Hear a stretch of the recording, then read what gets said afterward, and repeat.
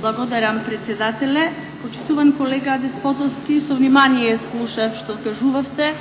Начнавте многу прашања и бевте многу зарив во однос на политиката која што се води во сферата на енергетиката во Република Македонија. Но заборавивте едно нешто што е многу важно. Дека Македонија со оваа владеачка гарнитура и со оваа политика на управување и работа во сферата на енергетиката, од земја зависна од увоз, Македонија денес продава електрична енергија.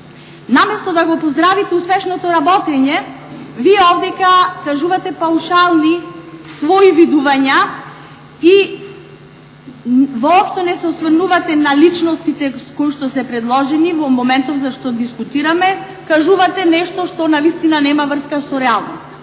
Ево колку за подсетување на граѓаните, од почетокот на оваа година вкупно се продадени 170.000 мегавати часови и обезбеден е приход од 8,7 милиони евра. Тоа се пари кои ќе влезат во буџетот на граѓаните, односно ќе бидат распределени таму каде што се потребни.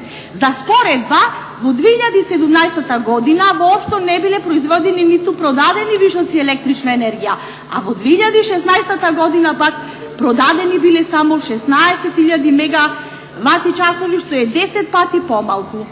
Ова е периодот кој што ви го кажувам, кога навистина воопшто Македонија била енергетски зависна од другите, кога во АДЛМ раководеше поранешниот советник на Никола Груевски и сегашниот председател на вашата ВМРО ДПМН е Христијан Мицковски.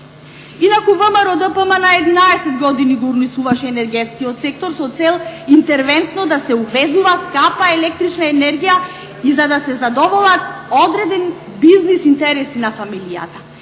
Денешниот или сегашниот дефект пред некој ден во Осломеј, во Рег Битола, тоа е само една од последиците од таквото запоставување на домашните производни капацитети од страна на ВМРО ДПМН.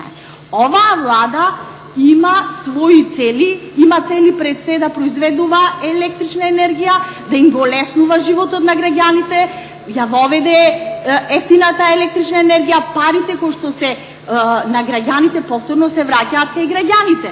Односно, се превземаат одредени чекори за да може да се отклонат дефектите кои што се затекнати со вашето владење и во првите чекори за Рег Битола се превземени магнетни филтри кои се донации од Јапонија за трајно решавање на загадувањето.